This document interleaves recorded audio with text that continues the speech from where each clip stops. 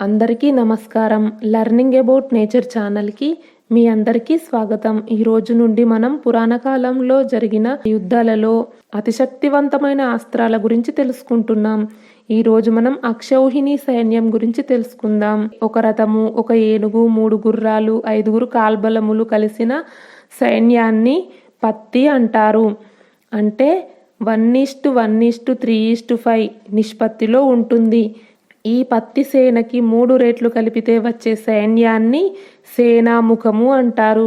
ఈ సేనాముఖములో 3 రథాలు, 3 ఏనుగులు, 9 గుర్రాలు, 15 మంది కాల్బలములు ఇందులో ఉంటారు.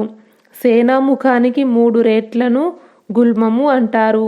ఇందులో 9 రథాలు, 9 ఏనుగులు, 27 గుర్రాలు, 45 మంది కాలిబంట్లు ఉంటారు. గుల్మానికి 3 రేట్లు కలిపితే గణము.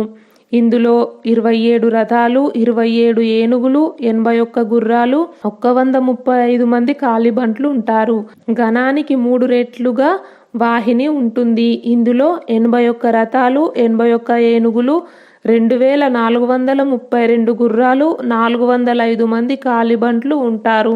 వాహినికి 3 రెట్లు కలపగా పురూతన అంటారు. అంటే 243 రథాలు, 243 ఏనుగులు, 729 గుర్రాలు, 1215 మంది కాలిబంట్లు. పురూతనకు 3 రేట్లు చమువు. ఇందులో 729 రథాలు, 729 ఏనుగులు, 2187 గుర్రాలు, 3645 మంది కాలిబంట్లు ఉంటారు. చమువుకు 3 రేట్లు అనీకిని. ఇందులో 2187 రథాలు, 2187 ఏనుగులు, 6561 గుర్రాలు, 10925 మంది కాలిబంట్లు ఉంటారు. అనీకినికి 10 రెట్లు కలిపితే అక్షౌహిణి అవుతుంది. అంటే అక్షౌహిణిలో 21870 రథాలు, 21870 ఏనుగులు, 65610 గుర్రాలు, 1,09,350 మంది కాల్బలము ఉంటారు. ఇటువంటి అక్షౌహిణీలు 18 కురుక్షేత్ర యుద్ధంలో పాల్గొన్నాయి. అంటే మొత్తం 3,93,660 రథాలు, 3,93,660 ఏనుగులు, 11,80,890 గుర్రాలు, 19,88,330 కాల్బలము అన్నమాట.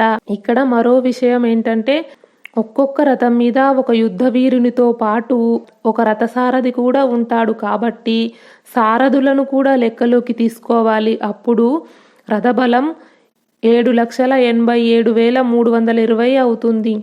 అలాగే గజబలంలో కూడా ఒక్కొక్క ఏనుగు మీద యుద్ధ వీరునితో పాటు ఒక మావటివాడు కూడా ఉంటాడు. కాబట్టి గజబలం కూడా 7,87,329 అవుతుంది. వీటన్నిటికీ కలిపితే కురుక్షేత్ర యుద్ధంలో 47,23,920 మంది పాల్గొన్నట్లు తెలుస్తుంది. ఈ 18 అక్షౌహిణీల్లో పాండవ బలం మాత్రం 7 అక్షౌహిణీలు, కౌరవ బలం 11 అక్షౌహిణీలు. మహాభారత యుద్ధంలో అస్త్రాలు మహాభీకర యుద్ధానికి దారితీశాయి. దాదాపు 1 కోటి మంది మరణించారు. మహాభారత యుద్ధాన్ని మొదటి ప్రపంచ యుద్ధంగా భావిస్తారు.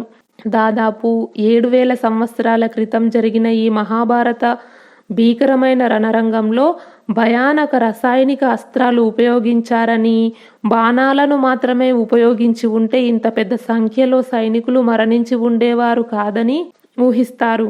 అయితే రసాయనిక అస్త్రాలు అంటే కెమికల్ మిసైల్స్ లేదా వెపన్స్ని ఉపయోగించే సాంకేతిక పరిజ్ఞానం 7000 సంవత్సరాల క్రితం కౌరవ పాండవులకు ఎలా లభించాయో వచ్చే వీడియోలో తెలుసుకుందాం. ఈ వీడియో నచ్చితే లైక్ చేయండి, షేర్ చేయండి. లెర్నింగ్ అబౌట్ నేచర్ ఛానల్ని సబ్స్క్రైబ్ చేయండి. బెల్ ఐకాన్ గుర్తుపై క్లిక్ చేయండి. ఇంతవరకు ఈ వీడియో చూసినందుకు మీ అందరికీ ధన్యవాదాలు. సర్వే జన సుఖినో భవంతు. కృష్ణార్పణం.